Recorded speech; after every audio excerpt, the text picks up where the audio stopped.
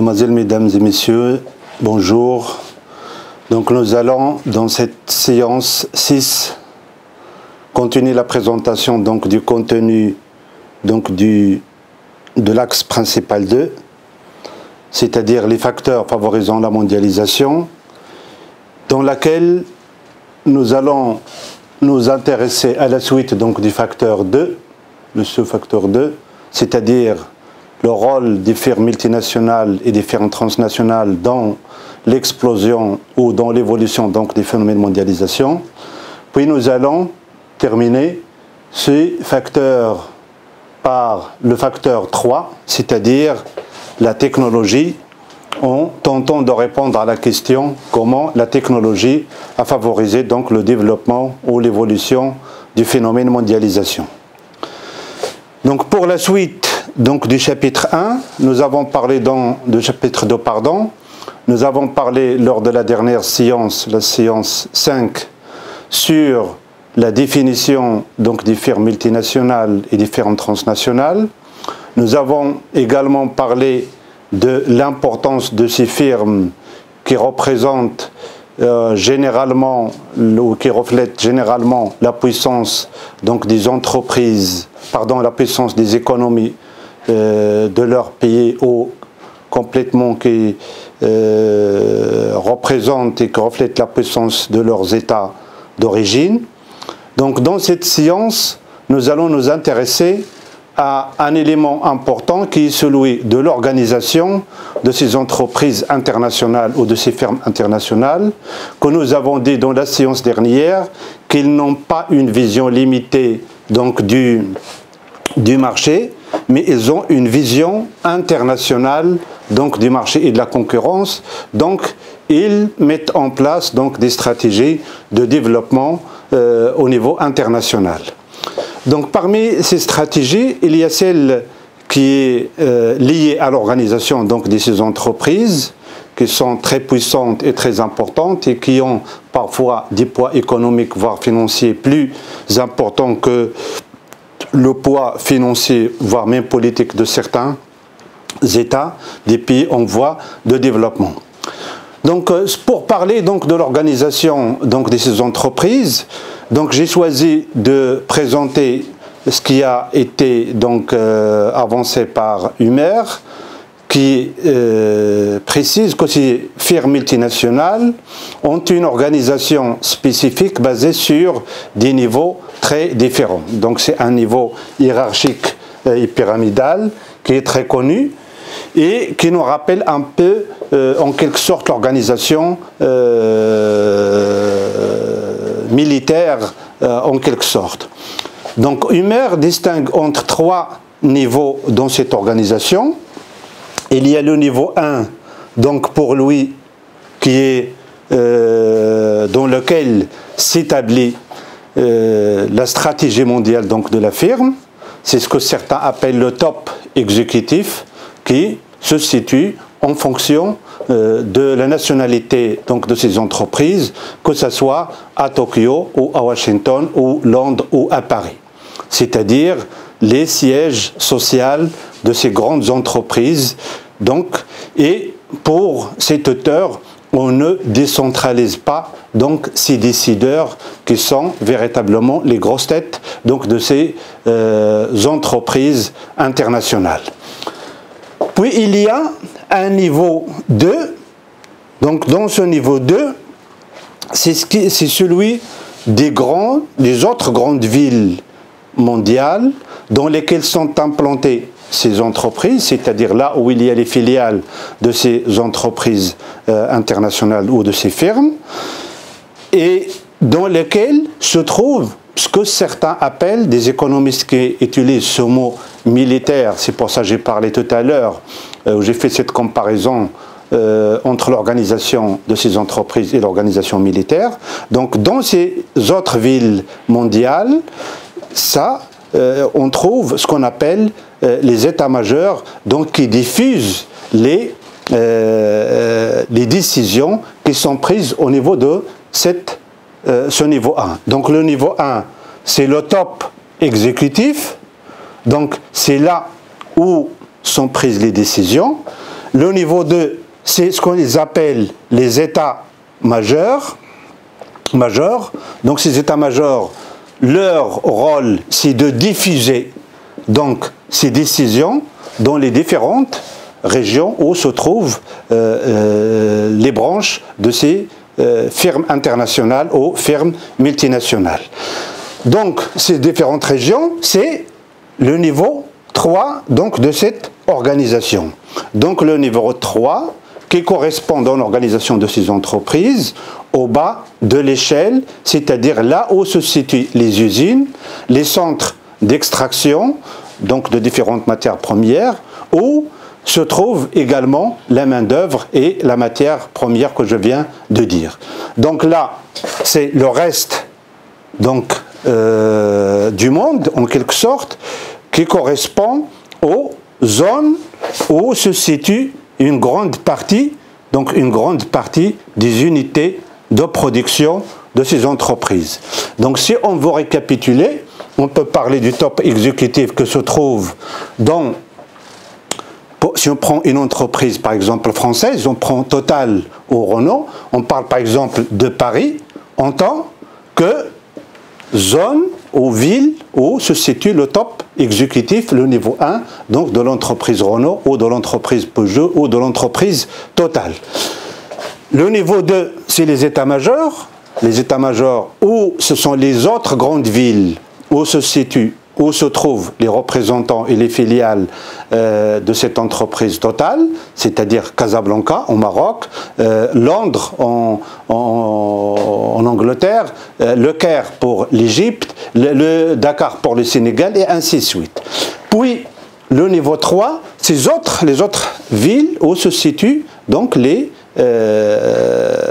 centres de production, ce qu'on appelle les unités de production au niveau international. Donc ça peut correspondre pour le Maroc, par exemple, si on prend Renault, on peut parler par exemple de Tanger. On peut parler de notre entreprise, donc les autres villes donc, dispatchées dans les différentes régions du monde. Donc, lors de la séance dernière, donc la séance 5, donc j'ai parlé de ces grandes entreprises à l'international et j'ai dit que ces entreprises disposent d'un classement où on peut faire un classement où les chercheurs qui s'intéressent donc à l'importance de ces entreprises et de ces firmes à l'international peuvent faire donc des classements en fonction d'un critère ou d'un certain nombre de critères. Donc j'ai dit dans la semaine dernière ou la séance dernière plutôt, qu'on peut se baser sur le chiffre d'affaires.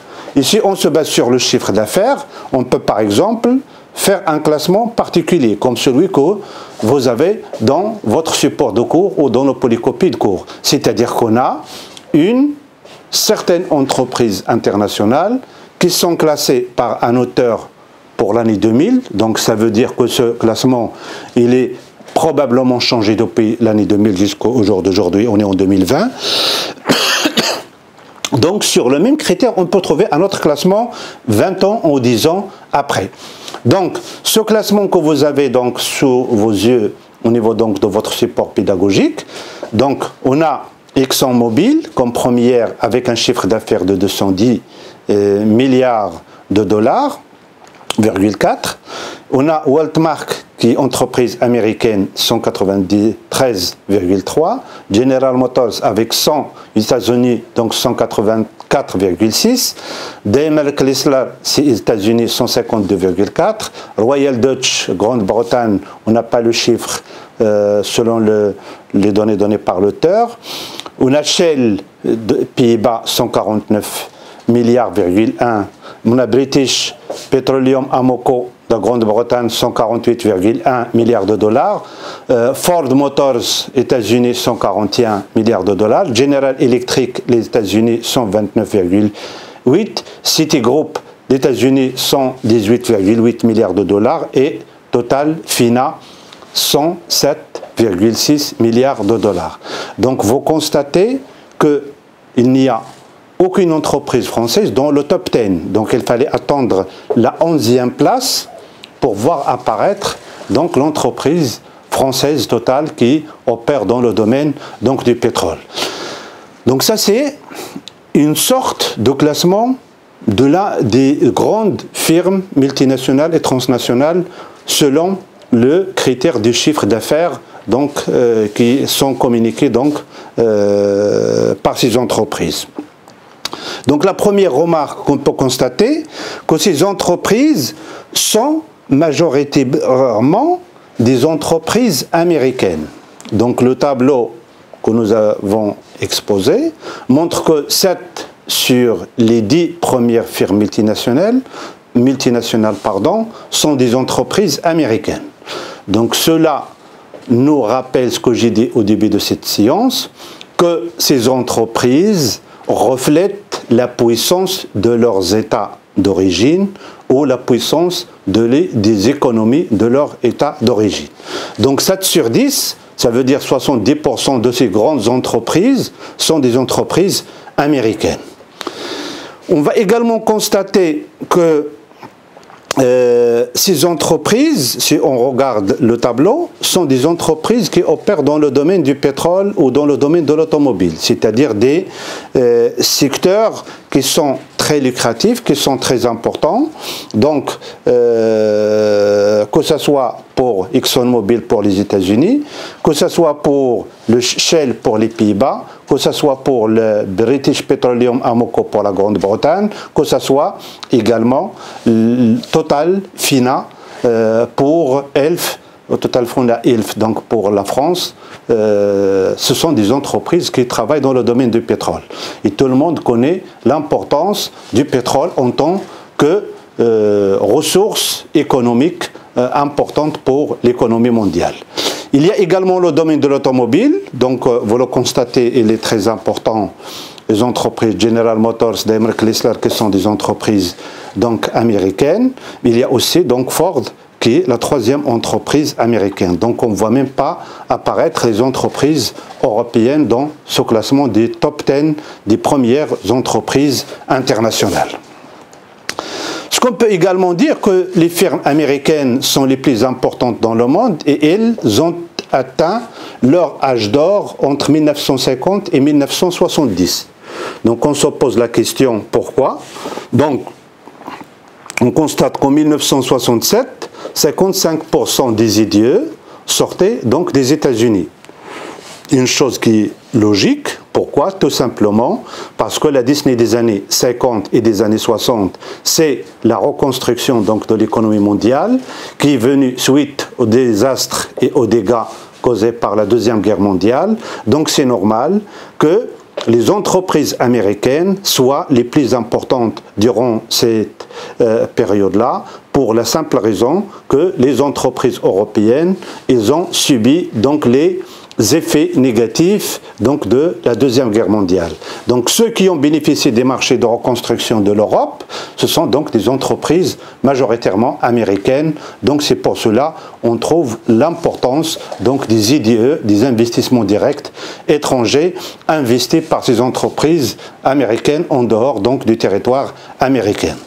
Donc contrairement à la période de la pré-guerre, donc là, qui est caractérisé par d'importants raids donc des OPA. Donc les OPA, ce sont les offres publiques d'achat. C'est-à-dire quoi? C'est-à-dire qu'une grande entreprise qui travaille et qui opère dans un secteur d'activité particulier, ils viennent chez une autre entreprise moins importante qui travaille dans le même secteur et ils lui proposent de l'acheter. Donc c'est une offre qui est faite par la grande entreprise à cette petite ou moyenne entreprise qui travaille dans le même secteur que cette grande entreprise. Il lui propose une offre d'achat. Donc, c'est ce que les économistes appellent les OPA, les offres publiques d'achat.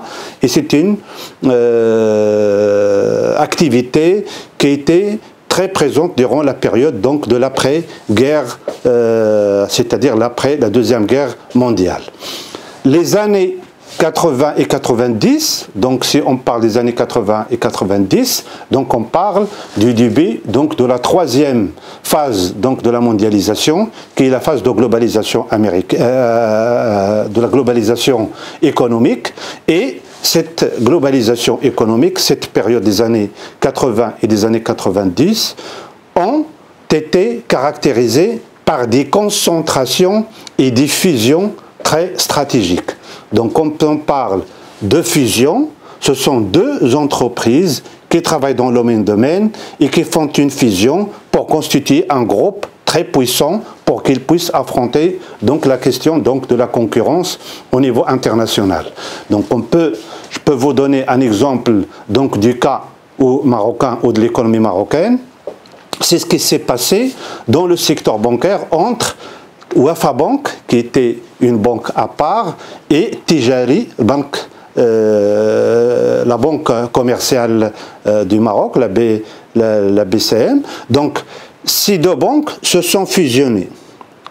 Donc, et ils ont donné à Tijari Wafa Bank, qui est actuellement la plus important ou le plus important groupe bancaire au niveau du Maroc, qui opère donc suite à cette fusion entre les deux banques.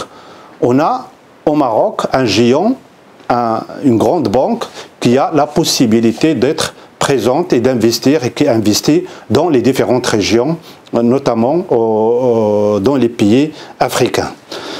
Donc là, la firme donne de l'importance au même secteur d'activité, comme je viens de donner l'exemple de cette entreprise marocaine Tijari Wafa Bank.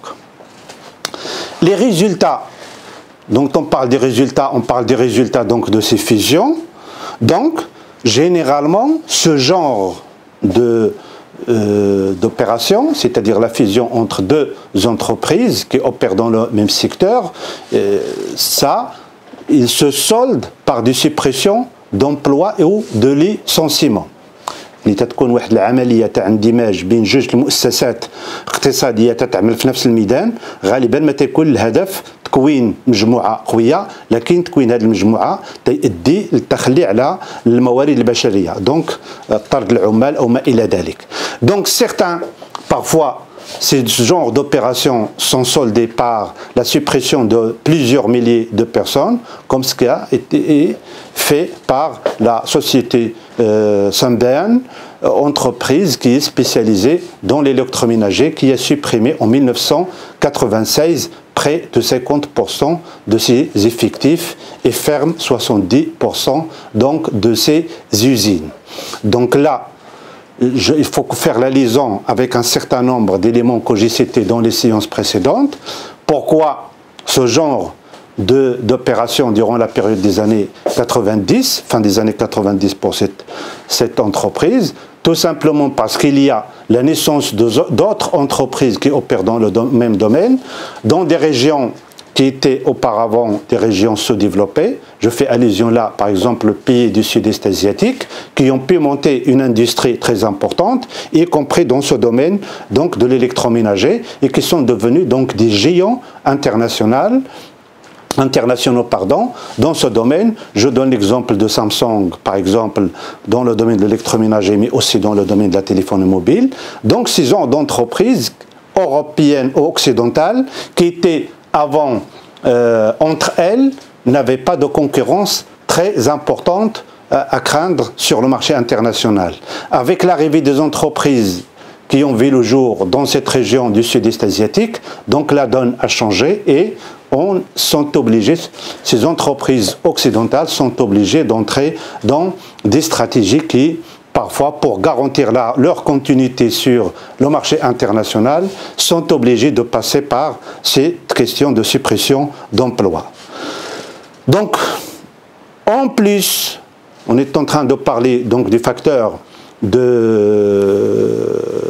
firmes multinationales. En plus de ces entreprises, il y a la possibilité où la scène internationale a vu arriver d'autres entreprises qui sont pas très importantes du point de vue effectif donc des ressources humaines, mais qui ont une grande valeur ajoutée. Donc en plus de ces gigantesques sociétés, les firmes multinationales et transnationales, il existe plusieurs PME, petites et moyennes entreprises, qui ont une grande valeur, qui se sont mondialisées à cause donc de leur secteur d'activité, Donc ils travaillent dans ce qu'ils appellent la haute technologie ou le high-tech, ou la technologie de pointe, comme par exemple l'entreprise de Bill Gates et de Steve Jobs, donc Bill Gates dans le domaine d'un système d'exploitation, mais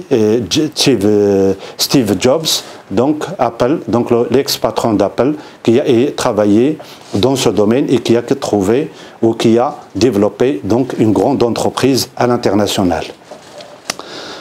Ces dernières entreprises, c'est-à-dire celles qui travaillent dans le domaine de la haute technologie ou du high-tech, travaillent sous forme de réseau au niveau mondial. C'est pour cela qu'on les appelle généralement donc les entreprises réseau.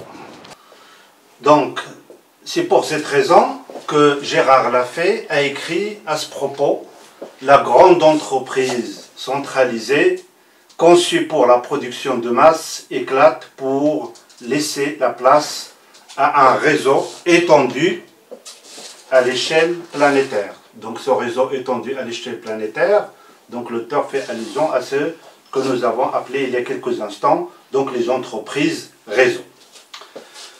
Donc plusieurs critères donc, sont pris en considération dans la classification donc, des firmes multinationales. On avait dans le tableau exposé tout à l'heure un classement selon le chiffre d'affaires, mais on peut avoir un autre classement différent sur la valeur ajoutée de l'entreprise à l'international. C'est pour cela, ces entreprises qui travaillent dans le domaine de la haute technologie, l'informatique, l'électronique, la télé, le multimédia, même s'ils n'ont pas des centaines de milliers donc, de ressources humaines, de personnel, ils ont une valeur ajoutée très importante, tout simplement parce qu'ils produisent donc, des produits de haute technologie qui sont demandés par le consommateur au niveau international. Il y a également les effectifs de salariés. Donc en se basant sur les effectifs de salariés, là, il va y avoir un classement donc les entreprises classiques. Puis le bilan réalisé chaque année par ces entreprises, donc parfois ces petites et moyennes entreprises qui opèrent dans ce domaine de la haute technologie font des bilans beaucoup plus importants que celles donc, des entreprises classiques. Donc selon Paulette, donc, sur les 160 premières firmes multinationales en 2000, les États-Unis disposent de 66 entreprises, c'est-à-dire firmes multinationales. La France n'a que 20 entreprises, le Japon 19, l'Allemagne 16, le Royaume-Uni 12. Donc ces statistiques, ces chiffres, nous montrent encore une fois la puissance donc, de l'économie américaine, donc des entreprises américaines de façon générale. Donc voilà, on a terminé l'axe relatif donc, aux firmes multinationales et des firmes transnationales, donc le facteur 2. On va passer automatiquement à la présentation du facteur 3, c'est-à-dire la technologie, comment la technologie a contribué donc, au développement et à l'évolution, voire à l'épanouissement donc, du phénomène mondialisation. Donc la technologie basée sur le progrès scientifique a joué un rôle majeur dans l'évolution du phénomène mondialisation. On a parlé dans les séances dernières du rôle joué par la technologie dans le développement donc, des moyens de communication, mais aussi des moyens de transport, et on a vu l'influence et l'impact donc, et le résultat de ce développement du moyen de transport sur la mobilité des hommes. Et cette technologie exige souvent près de 20 ans entre la découverte théorique et l'utilisation par le grand public, et ces coûts sont de plus en plus chers. C'est-à-dire qu'avant que le produit X arrive entre les mains du consommateur, automatiquement, ce produit, il a passé par un certain nombre d'étapes, par un processus très long.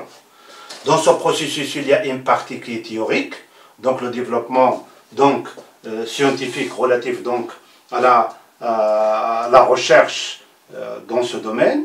Puis on atteint la construction donc, du premier prototype, que ce soit dans la téléphonie, que ce soit dans les voitures ou n'importe quel domaine de production industrielle. Et une fois on a testé, une fois on a fait tout ce qu'il fallait faire en termes de test, à ce moment-là, on passe donc à l'étape de production en chaîne dans les usines pour produire des quantités très importantes. Donc, les chercheurs estiment qu'il y a 20 ans entre les découvertes théoriques et l'arrivée au produit entre les mains donc, du consommateur au niveau international. Et puisque c'est un secteur où il y a beaucoup de concurrence, donc pourquoi il y a beaucoup de concurrence? Tout simplement parce que la première entreprise qui va mettre son produit sur le marché, elle va être celle qui va collecter le maximum donc, de bénéfices.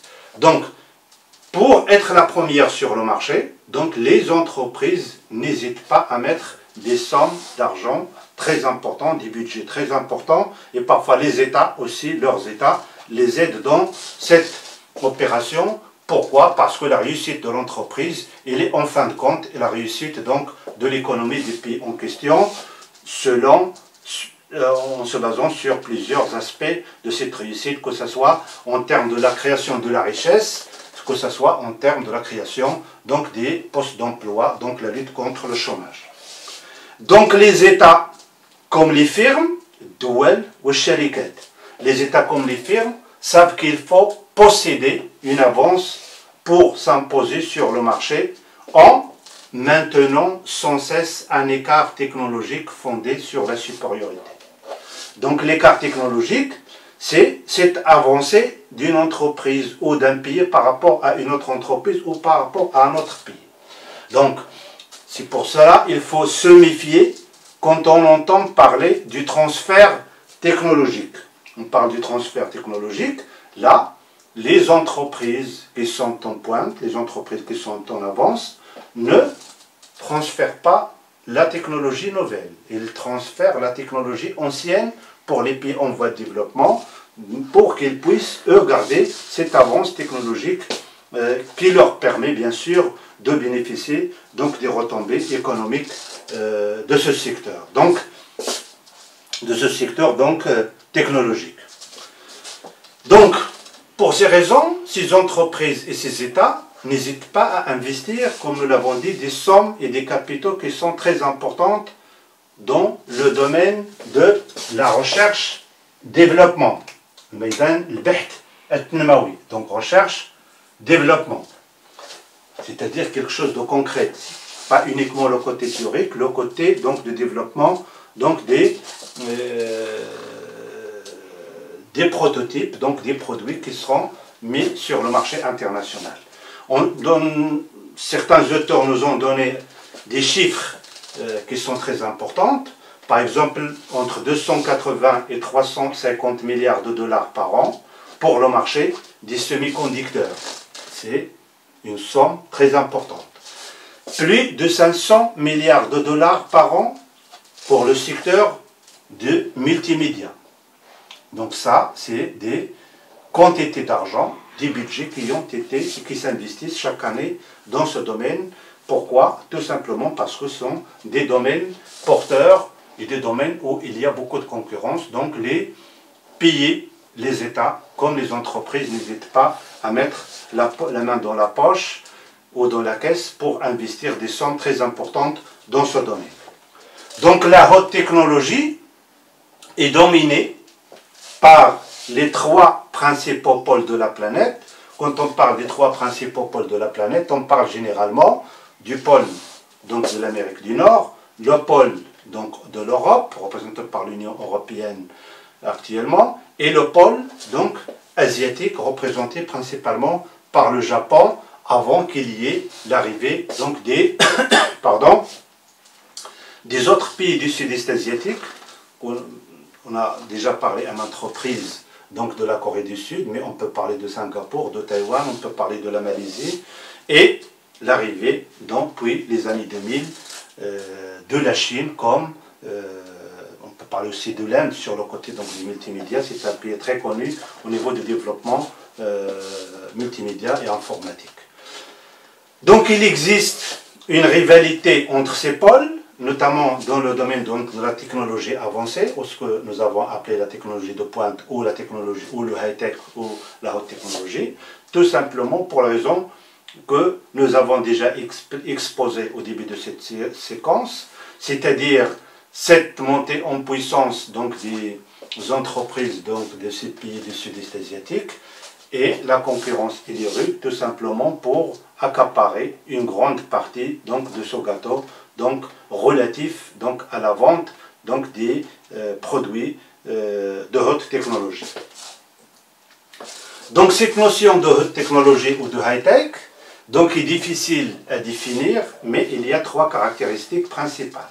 Donc un certain nombre d'auteurs disent que c'est difficile de définir le domaine ou le secteur de haute technologie, mais lorsqu'il y a trois composantes ou caractéristiques, on peut dire que l'activité en question rentre dans ce classement de haute technologie. D'abord, nombre important de chercheurs parmi le personnel, donc ça c'est un élément fondamental. Quand on compare la boîte ou l'entreprise de Steve Jobs, c'est-à-dire Apple, avec une autre entreprise qui travaille, une entreprise classique, donc quand on compare ces deux entreprises, on trouve que celle de Steve Jobs ou celle de Bill Gates ont des quantités ou des pourcentages de chercheurs, d'ingénieurs, de développeurs qui sont plus importants que dans l'entreprise classique. Donc la présence d'un important nombre de chercheurs parmi le personnel peut nous donner une idée sur le fait qu'il y a possibilité de classer cette entreprise avec les entreprises de technologie de pointe. La sophistication du produit fini ou du produit définitif. Donc quand on parle donc, quand on parle de la téléphonie mobile, c'est quand même un produit qui est compliqué. Ce n'est pas comme un produit X qui n'est pas du tout compliqué. Donc, un produit sophistiqué caractérise généralement la production donc, de secteur de la haute technologie. Qu'est-ce qu'on veut dire par un produit sophistiqué? C'est-à-dire qu'il n'est pas utilisé de la part de tout le monde. Un ordinateur ou un téléphone sophistiqué ne peut pas être utilisé par n'importe qui. Donc, un ordinateur, c'est quand même un produit sophistiqué. Donc, il y a d'autres produits, mais on parle généralement de ce qui est très connu. Troisième caractéristique, dépenses élevées en recherche-développement. C'est-à-dire qu'une entreprise qui travaille dans le domaine du secteur, dans le domaine ou le secteur de la haute technologie ou de la technologie de pointe ou du high-tech, c'est une entreprise qui dépense beaucoup d'argent dans la recherche-développement, dans les laboratoires, dans les centres de recherche. Donc là, lorsqu'une entreprise dispose de ces éléments, il peut être classé dans le secteur de haute technologie. Donc le secteur de télécommunications est parmi les secteurs qui ont bénéficié donc, de ce développement technologique, notamment grâce donc, à l'électronique, donc, qui a pu, donc le progrès enregistré dans le secteur électronique, a donné naissance à une activité très importante dans ce domaine donc, de télécommunications, comme on peut le constater au jour d'aujourd'hui. Tout ce qu'on a dit sur les nouvelles technologies d'information et de communication, une bonne partie, la réussite d'une bonne partie de ces moyens de communication, elle est due donc à la réussite du secteur ou du domaine donc de l'électronique. La libéralisation des marchés de communication depuis les années 80 a déterminé un système global faisant communiquer les différents réseaux nationaux. Donc avant 1980, avant les années 80, il y a cette difficulté de communication entre les réseaux, donc, mais après, il y a cette unification donc, des réseaux qui a permis et facilité donc, la communication entre les différents réseaux des pays du monde. Donc c'est pour cette raison que Jean Guélec, avec bien sûr qui a été cité par Jean Paulel, a écrit « La technologie crée la mondialisation ». il est allé jusqu'à dire la technologie crée la mondialisation. C'est-à-dire que la mondialisation a vu le jour grâce au rôle fondamental, essentiel, donc, de la technologie. Et met en place, la technologie a créé la mondialisation, et il a mis en place un réseau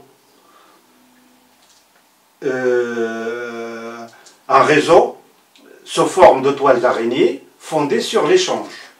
L'échange dont on a parlé dans les séances dernières, l'échange des biens, l'échange des capitaux, la communication aussi, le voyage, les déplacements donc, des hommes et des femmes pour des raisons qui sont multiples.